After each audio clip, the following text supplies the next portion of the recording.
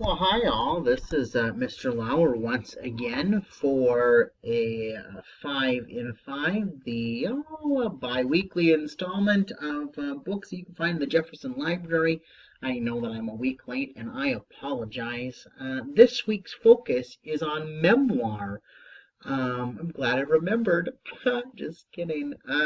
This is a topic that sometimes a type of book that's kind of hard to find, and hard to find good ones to use with kids. And I really thought the focus of this one could be memoirs about authors. A great connection to books maybe you're already reading in class, and some you might not know about. Some that just came out in the last couple years or so.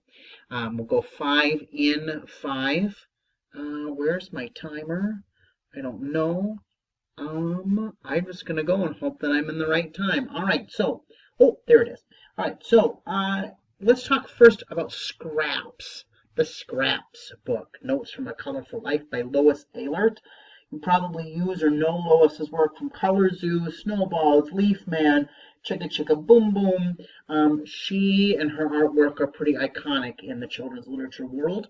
And in this book, she really takes you from the beginning, gives you a little history about her life and growing up and where she started as an artist. And then she takes you through her studio and talks through her inspirations, talks through the process of being an artist, and shows you the process of her really exciting collage work. Could be a great addition as you are looking at the artwork of Lois Ehlert in your classroom, but also could be a great jumping off point for an art project or a connection to an art lesson. The second one is someone you may not know.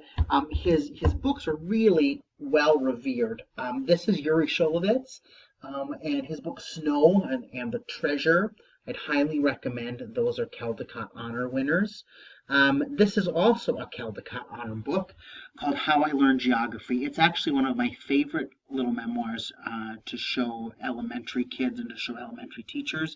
This is about his story growing up as a refugee in a different country, and about how poor his family was and how dad would go to the market to pick up a little bit of food and then bring back. Well, one day he, instead of bringing back food, much to his mother's displeasure, brings back a map, and it opens the world wide open to Yuri Shulevitz, and kind of becomes a beginning for him as someone who's curious about the world around him, as well as a writer. Really, really a great story. Simple text, really beautiful illustrations.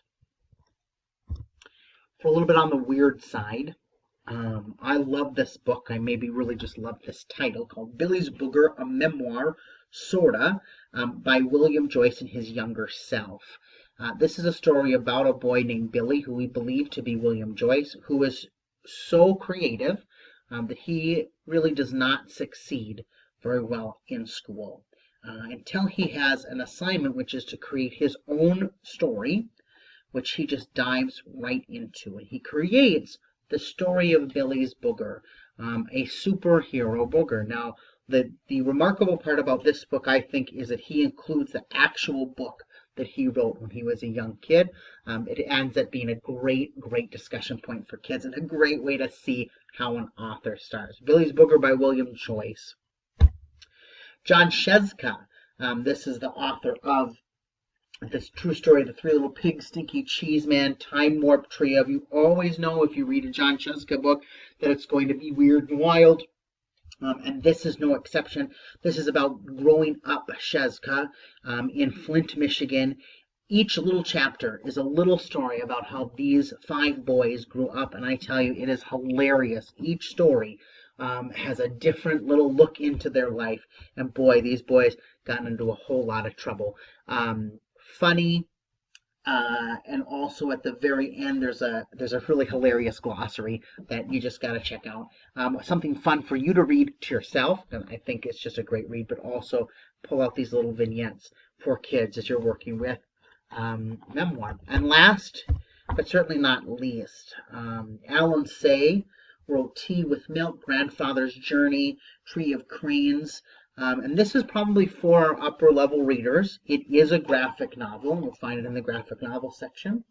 And it is the story of his growth, his path to being an artist, how his father really disapproved of his art, and it wasn't until he found a mentor, a fellow cartoonist, that he was really able to sink in to the work that he was really destined to do. Really, really a beautiful text. So there are 5 texts in almost 5 minutes that you could use K5 as you're talking about memoir. Could be great connections to stories you're using within the classroom. Hey, as always, let me know if there's anything I can help you find here at the Jefferson Library. Have a great day.